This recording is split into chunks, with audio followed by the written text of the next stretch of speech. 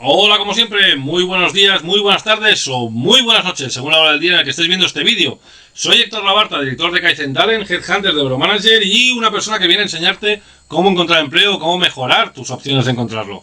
Si estás aquí es porque estás viendo este vídeo, si estás aquí y estás viendo este vídeo, perdonad, es porque realmente o te encuentras en busca de empleo, o te interesa el tema del que hablaremos hoy, o tienes algún tipo de inquietud, o estás aburrido y te gusta verme simplemente y escuchar mi voz. Pero en este caso hoy vamos a hablar de un tema que os afecta a muchos, ya que sois muchos los que estáis al otro lado. Vamos a hablar directamente de cómo funciona un proceso de selección en recursos humanos, ¿vale? Os voy a hablar de las diferentes etapas del proceso, cómo funciona el proceso, cómo encajar en ese proceso, cómo intentar acelerar el proceso y cómo sobre todo daros algunos consejos, un poco picarones, un poco con picardía, para que vosotros tengáis las mejores opciones de poder encontrar ese trabajo que estáis buscando o ese cambio de proyecto que estáis intentando encontrar en vuestra vida. Al final de todo el vídeo os voy a dar un consejo muy importante, con lo cual te animo a que te quedes hasta el final para que lo puedas ver, ¿vale? O al menos que te lo saltes hasta el final y entonces ya vas directamente a verlo. Pero te recomiendo que no te pierdas el contenido, ya que te puede interesar mucho y te puede ayudar muchísimo en esa búsqueda de empleo. Todo proceso de selección se inicia con una acción. Hay una empresa que tiene una necesidad. Esa necesidad se puede crear por diferentes motivos. Uno, porque han despedido un perfil que estaba trabajando en esa posición. Dos, porque quieren despedir a ese perfil que estaba trabajando en esa posición. Tres, porque esa persona marcha y por lo tanto se va a crear una vacante. O cuatro, porque han decidido internamente crear una nueva vacante, porque tienen una necesidad de incorporación, ¿vale? ¿Por qué os digo esto? Muy sencillo. En el caso de que quieran echar a alguien, o de que alguien se quiera ir, o de que hayan decidido incorporar un perfil, hay muchas opciones de que esa posición se pueda tirar adelante o se pueda cancelar a mitad de proceso. ¿Por qué? Pues porque a lo mejor el departamento no tiene un presupuesto asignado para incorporar a esa persona. Porque al final la persona que se iba ha decidido no irse. O porque finalmente han decidido que esa posición a lo mejor no hacía falta cubrirse ya que se ha estado trabajando sin ella durante mucho tiempo. O han decidido redefinir la posición, han decidido redefinir la posición y por lo tanto a veces esa posición queda en stand-by. Cuando una empresa decide crear esta petición, se pone en contacto con su propio departamento de recursos humanos si la posición va a ser cubierta internamente, o con una empresa externa, ya sea una empresa de trabajo temporal o una consultoría de recursos humanos, como por ejemplo un headhunter. En mi caso, como headhunter, ya sabéis que estoy especializado en cargos intermedios y ejecutivos, me llega esta petición por parte del cliente con lo que es una job description. ¿Qué es la job description? La job description es una descripción detallada del puesto de trabajo. Cuando os digo detallada, también puede ser que sea 2 líneas, o sea, es una descripción del puesto de trabajo que quieren cubrir. Algunas empresas dan mucho detalle, otras dan muy poco detalle. Por lo tanto, a veces el consultor casi no tiene información.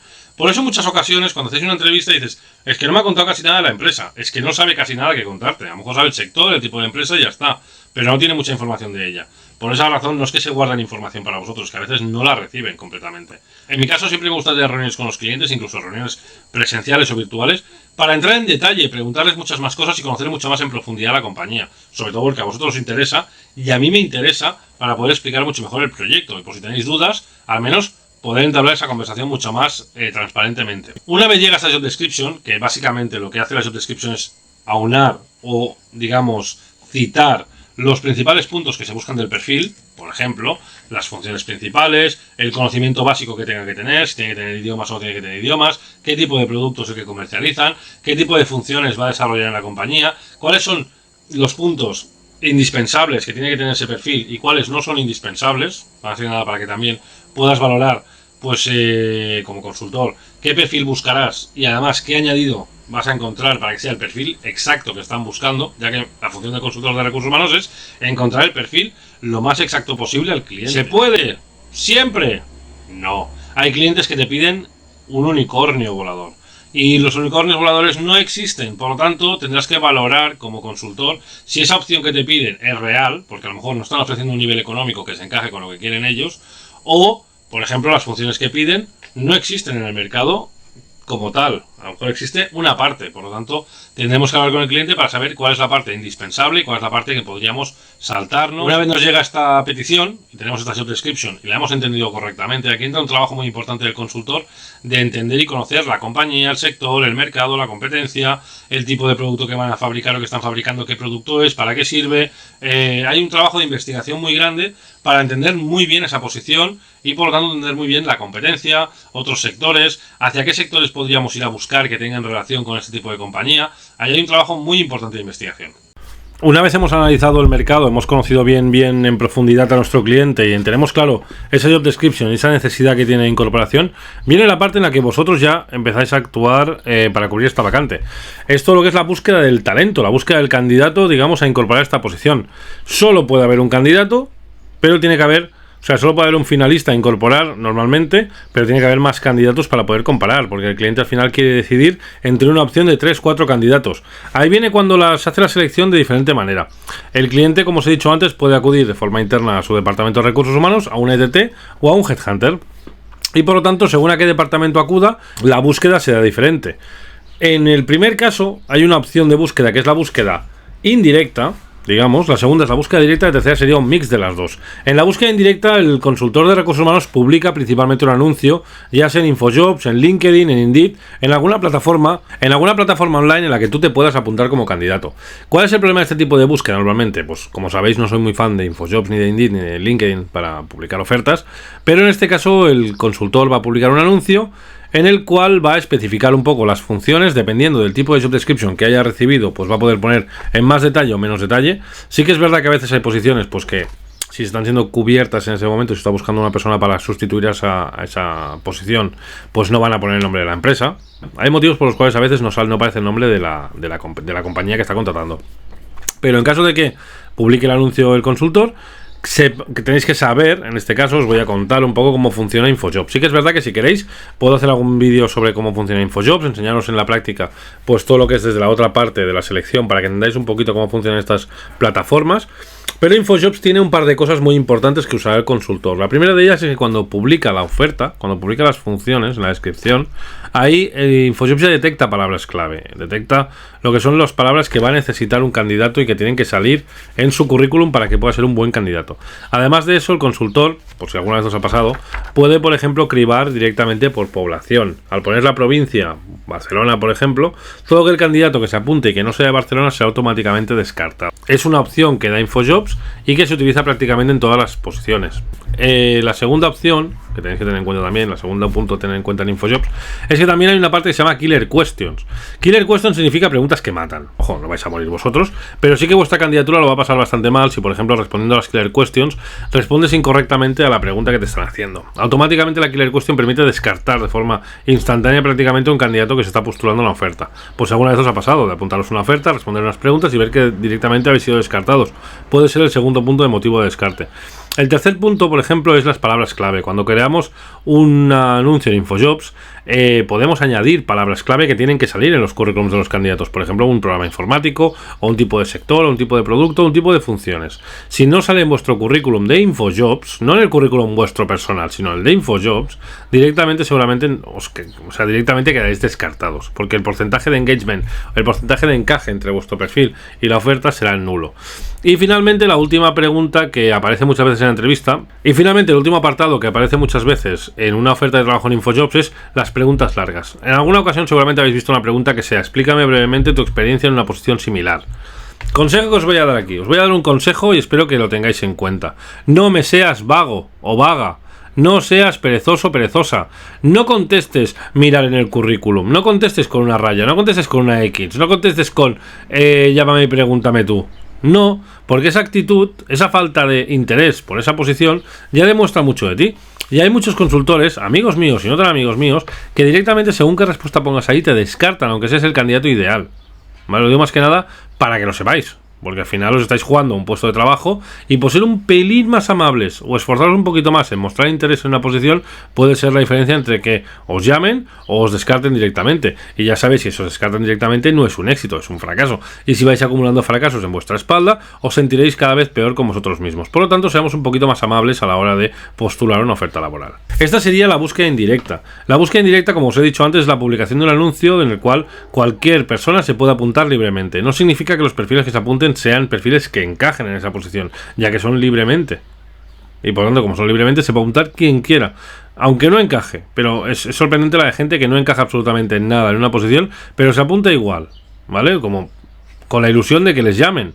Si hay 300 personas apuntadas a una oferta y no encajas absolutamente en nada, ¿crees realmente que te va a llamar el consultor para preguntarte por qué te has apuntado a esa oferta si no encajas absolutamente en nada? ¿O que te va a descartar directamente y va a pensar que no tienes ni idea de lo que estás buscando en el mercado laboral? Piénsalo un poco antes de apuntarte a las ofertas, porque al final quedas mal tú, te retratas un poco, y al quieras o no, ese consultor va a pensar que eres una especie de cantamañanas, con lo cual no te interesa que lo piensen. Una vez apuntadas a las ofertas, vendría la parte de la criba.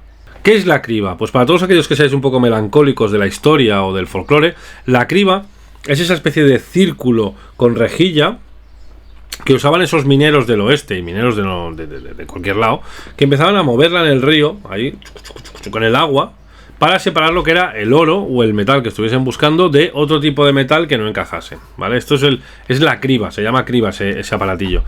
Y por lo tanto aquí metafóricamente se usa el mismo sistema. Se cogen esos currículums, se van cribando y se va buscando exactamente los que mejor encajan en la posición o que podrían encajar perfectamente para lo que estamos buscando, de los perfiles que no encajan, que no llegan a lo mínimo que estamos buscando, que no tienen la parte importante que nosotros necesitamos o que no tienen la experiencia suficiente. Una vez esta criba, lo que hace el consultor es llamar a esos candidatos. Y eso será el siguiente paso. También existe, como os he dicho, la búsqueda de candidatos de forma directa, lo que sería el headhunting puro. El cliente nos pide una posición y lo que hacemos es buscar directamente en la competencia. La búsqueda directa de headhunting normalmente se hace por LinkedIn, de ahí que siempre os hable de la importancia de tener un buen LinkedIn, de tener las palabras clave, tener una marca personal desarrollada, que se vea claramente en qué eres bueno, tu experiencia, qué funciones has desarrollado y que el consultor, sobre todo a la hora de buscar palabras clave, aparezcas en su perfil. Ahí, por ejemplo, os voy a dar un ejemplo para que entendáis cómo funciona. Si a mí me piden un comercial para viajar a nivel internacional y que además, o sea, con buen nivel de inglés, y que además venda o está acostumbrado a la venta de bebida, pues entonces yo en LinkedIn pondré un Business Developer and Beverage, por ejemplo, ¿vale? De ahí me saldrán un montón, y de esos montones yo cribaré a cuáles me interesa contactar. En este caso, al ser una búsqueda directa, yo contacto con el candidato, le comento que tiene un perfil, que he visto, que me interesa, que estoy buscando un perfil de desarrollo de negocio enfocado al mundo de la bebida y que he visto su perfil y me puede interesar. Si me puede facilitar un teléfono para poder llamar. De ahí también que os aconsejo siempre que en vuestro LinkedIn pongáis vuestro teléfono para que os puedan llamar si estáis en búsqueda activa.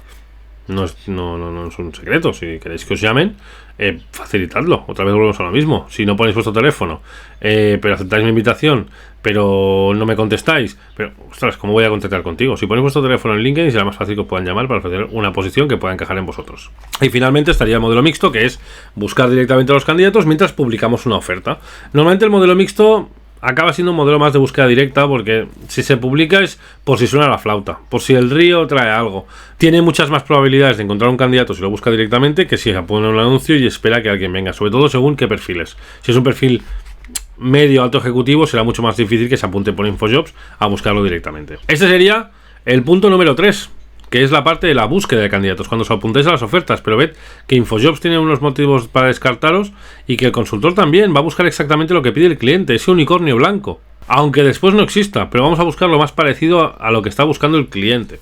Después de haber hecho esta criba curricular y haber detectado pues estos candidatos de valor que pueden encajar en la posición que estamos buscando, ¿qué vendría? Vendría la llamada telefónica, la simpática llamada telefónica que hace ese consultor de recursos humanos a los candidatos que ha cribado previamente. Esta llamada telefónica es fundamental en muchos casos porque va a crear un vínculo ya de inicio con ese consultor de recursos humanos, lo cual podéis ganaroslo ya desde el primer momento.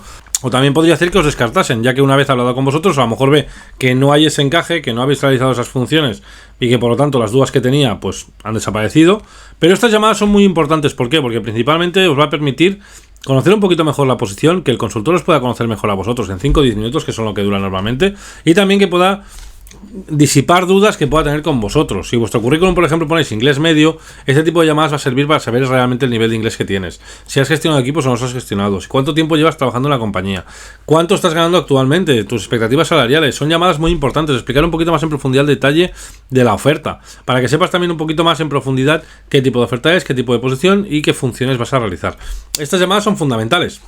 Aquí os recomiendo que si lo habéis trabajado uséis vuestro elevator pitch, porque aquí en este caso es fundamental. Son 3, 4, 5 minutos en los que vais a tener que crear un valor desde cero para diferenciaros de los otros 20 currículums, para que no os descarten a vosotros y para poder crear la necesidad de que os conozcan. Fijaros lo importantes que son. Tengo algún vídeo creado sobre este tema, con lo cual os aconsejo que lo veáis, sobre el tema de marca personal y cómo diferenciarse en poco tiempo. Si no, os lo pondré en la descripción para que lo podáis tener a mano y podáis verlo cuando queráis. Esta llamada normalmente convierte unos 20 currículums que puede tener el consultor en unos 10, 8, 10, 12 currículums que va a querer entrevistar. Aquí, si le gusta, si él cree que hay un encaje, que hay un match, en este caso entre tú y la compañía, te va a proponer que os veáis virtualmente o presencialmente, ¿vale? Con el tema de la pandemia ha habido mayor incremento de la virtualidad, como bien sabéis, pero todavía hay compañías que prefieren hacerlo presencialmente por ese toque más humano quizá y menos virtual. En ese sentido os va a pedir que hagáis una entrevista, con lo cual os va a ofrecer algún tipo de hora o algún tipo de momento o algún horario para poder cuadrar la entrevista y poder veros. Si os interesa la posición, intentad no complicarlo demasiado. Hay candidatos que a veces tengo la duda de que les guste, porque les propongo 10 horas diferentes y siempre tienen problemas. Siempre hay algún pero, siempre hay alguna causa, alguna excusa, algo. Con lo cual entended que muchas veces os acaban descartando si es que no mostráis interés. Otra cosa, por ejemplo, el consultor tiene vida. No sé si lo sabíais. El consultor, a pesar de que sea muy mala gente, que os descarte y que se merezca lo peor, porque se merecen lo peor, tiene vida. Y tiene un horario bastante restringido. Normalmente trabaja muy poquito, de 9 de la mañana a 7 de la tarde aproximadamente. Con lo cual, buscad un hueco, ni que sea la hora de comer, pero buscad un hueco, ofrecer algún tipo de opciones. Hay gente que es muy inflexible, que busca trabajos muy flexibles, pero es que ellos no lo son. Por ejemplo, o sea, os aconsejo que seáis un poquito más empáticos, ya que usamos esta palabra últimamente para todo. La empatía es muy importante, pero que sea de doble camino, no que solo sean empáticos contigo. Tú también lo tienes que ser con los demás. Entonces os aconsejo que seáis un poquito más flexibles, ¿vale? La entrevista de trabajo normalmente es sencilla. Es hablar de ti. Por lo tanto, debería ser muy fácil. Pero sí que es verdad que a mucha gente le cuesta mucho hablar de ellos mismos. Les cuesta mucho mostrar su valor real, sus éxitos, sus funciones, etcétera. Os recomiendo que veáis, en este caso también tengo una lista de preguntas que se hacen en la entrevista, que deberíais hacer. Son 7 preguntas que vosotros deberíais hacer en una entrevista para poder entender mucho mejor la posición, cuáles son las fortalezas, cómo se va a valorar la posición y vosotros también tener una idea mucho más clara de si esa posición os puede encajar o no. Además también tengo una lista de preguntas que os pueden hacer en una entrevista para que vosotros también os preparéis un poquito y veáis qué tipo de preguntas se pueden generar y por lo tanto vayáis un poquito más preparados. Una entrevista sobre todo es para hablar de vosotros, de vuestras fortalezas, de vuestros éxitos, de vuestros logros, de por qué sois el candidato ideal para esa posición, qué podéis aportar a la empresa, pero también es una acción en la que... Pero también es una entrevista a dos bandas, porque vosotros estáis entrevistando también al tipo de compañía. ¿Qué compañía es? ¿Cómo es su cultura empresarial? ¿Qué ambiente es? ¿Qué estabilidad de trabajo? ¿Hay carrera de promoción? O sea, todo... Hay carrera laboral, digamos, o sea, todo lo que sería necesario para vosotros, para entender si realmente esa posición os puede encajar o no. Las entrevistas normalmente duran entre 40 minutos y una hora. Si una entrevista dura 10 minutos, o ha sido espectacular, o ha sido un fracaso, completamente fracasado. Si una entrevista dura 1 hora y media, 2 horas, y estáis hablando de entrevista, no estamos hablando de que os hayáis puesto de palique a hablar de otras cosas, sino de entrevista, tampoco es una buena señal, porque quiere decir que hay muchas dudas, no acaban de trabajar, no acaban de ver el perfil quizá, por eso han querido alargarlo un poco más para ver hasta dónde pueden rascar. Son situaciones en las que más o menos ya te lo puedes oler, pero una entrevista, como os digo, durante 40 minutos y 1 hora aproximadamente. Siempre depende de vosotros y del consultor, si sois muy de pipi o no. Una vez acaba esa entrevista, el consultor genera un informe. Genera un informe de vosotros. Según el tipo de consultoría, va a ser un informe mucho más extenso, mucho más currado, con mucha información. Os van a pasar algún test psicotécnico para que vosotros se lo podáis reenviar y añadir también esa información. Normalmente son formatos muy pautados, en este caso para intentar evitar mucha diferencia entre candidatos. En una ETT, por ejemplo, pues a lo mejor mandan tu currículum ciego al cliente directamente y le comentan 4 líneas de ti de la entrevista, por ejemplo, ¿vale? O si es una empresa interna, si es un departamento interno de empresa, pues a lo mejor a partir de la entrevista pues mandan directamente el currículum al que sería el siguiente encargado de responder. En esta situación, Recursos Humanos ya prácticamente no tiene ningún peso, no tiene ni voz ni voto. Ha descartado a los candidatos que no encajaban o que eran demasiado creativos y no se daban a conocer. Ha descartado telefónicamente a los que seguían sin encajar, que a priori parecía que sí, pero después por teléfono nos hemos dado cuenta que no. Y finalmente ha hecho entrevistas. De esas entrevistas, que normalmente son unas 8 aproximadamente, el consultor decide 3 o 4 perfiles que son los que más despuntan y más pueden encajar en la posición. Ya sea por desarrollo profesional y habilidades, bueno, todos los motivos que puedan tener, porque tienen exactamente lo que busca el cliente, porque tienen la parte importante de lo que busca el cliente, por los motivos que sean, ese consultor manda un informe con una terna, que significa 3, igual que docena es 12, terna es 3, una terna de candidatos para que el cliente los valore. Ahí pueden pasar dos cosas, que el cliente los valore positivamente y quiera verlos, o que el cliente los valore negativamente y no quiera verlos. Ahí el consultor tiene la necesidad y la obligación de participar en esa toma de decisión del cliente y aconsejarle de que los vea. Sacar a relucir el porqué de esas fortalezas, el porqué debería verlos y animarle a que los entreviste, ¿vale? En la mayoría de casos funciona y funciona muy bien. El cliente entonces nos da opciones de calendario para poder entrevistarse con esta gente. Otra vez volvemos a lo mismo. Flexibilidad. Por favor. El cliente también tiene una vida. No quiere estar haciendo entrevistas a las 9 de la noche porque tú no puedes saltarte tu trabajo para hacer una entrevista. Si no puedes saltarte tu trabajo para hacer una entrevista, a lo mejor no tienes que trabajar ahí o no estás buscando trabajo. ¿Vale? O sea, en este caso, busquemos ser lo más flexibles posibles. La hora de comer, etc. Hay muchas horas durante el día. A primera hora de la mañana, por ejemplo. O a última, pero que no sea última del día, que sea última laboral. Salir a las 5 para hacer una entrevista a las 6 es factible. Decirle a un cliente que vas a llegar a las 8 para que salga a las 9 no siempre es tan factible, ¿vale? Y tampoco se lo toman muy bien los clientes. Una vez entrevistados los candidatos, el cliente pasa un feedback al consultor de recursos humanos, donde puede ser positivo o negativo, pero en este caso, pongamos el caso que todo evoluciona correctamente y decide que hay un candidato que quiere incorporar. Los otros dos candidatos que han participado en el proceso, lógicamente van a tener que ser llamados para avisarles de que finalmente han sido descartados. Igual que todos los candidatos con los que se ha contactado anteriormente, que se ha entrevistado, a los que se les ha llamado se les debería decir en ese momento que no encajan, ¿vale? Pero en caso de que no haya sido no hayas tenido el valor o el consultor no haya sido valiente para decirlo en la llamada, pues se recomendaría en este caso que se llamase a la gente o se les mandase un correo avisándoles de las actualizaciones de la posición que estabas cubriendo. De esta manera al menos sabrán ya pues que no son candidatos, que no son finalistas y por lo tanto podrán seguir buscando y no quedarse esperando a que les llames y les digas alguna cosa, ¿vale? El trabajo aquí no termina porque el consultor sigue asesorando al candidato hasta que el candidato y el cliente toman pues una negociación de salarios, lógicamente. El cliente normalmente ya sabe cuánto está cobrando el candidato, por lo tanto va a hacer una oferta normalmente a la baja, ¿vale? El candidato va a querer una oferta a la alta. Ahí entraría el consultor de recursos humanos que va a aconsejar al cliente y va a aconsejar al candidato para llegar a un match entre los dos y que haya un salario que sea lo más adecuado posible para los dos y que los dos salgan ganando. De esta manera, cuando se acepta ese match, cuando se aceptan esas condiciones y el candidato está encantado por poder entrar en esta nueva compañía, hay un periodo de preaviso. Durante ese periodo de preaviso, el consultor de recursos humanos también está al quite, porque en muchas ocasiones los clientes, sobre todo en la parte de ejecutiva, generan una carta de intenciones que se llama, que es donde ponen una carta con todas las condiciones laborales y la firman tanto ellos como el candidato conforme se van a incorporar en una fecha determinada. Durante este periodo el consultor va a seguir haciendo seguimiento porque lo que no quiere es que cuando llegue la fecha el candidato no se presente o el consultor o la empresa decida que no quiere contratarlo, dejándolo en la estacada completamente. Ahí entraría un poco el consultor y este seguimiento para asegurarse de que todo va a entrar perfectamente, que todo se va a cuadrar perfectamente y que no va a haber movimientos extraños. ¿Y aquí acabaría el trabajo del consultor? Eso sería la posición, digamos, eso sería la estándar. Desde que llega una necesidad de un cliente, publicación, criba, entrevista telefónica, entrevista presencial, búsqueda de perfiles de forma directa o indirecta o incluso por la base de datos de la compañía, entrevista con el cliente que pueden ser 1, 2 o 3 o hasta 7, lamentablemente hay clientes que hacen muchísimas entrevistas con muchos psicotécnicos, con muchas pruebas orales, escritas, etcétera. Hay compañías que lo hacen y tampoco por eso son mejores compañías. O sea que no la más guay o la más grande es la que pone más trabas, sino que a veces son empresas más pequeñitas, pero que son muy burocratizadas.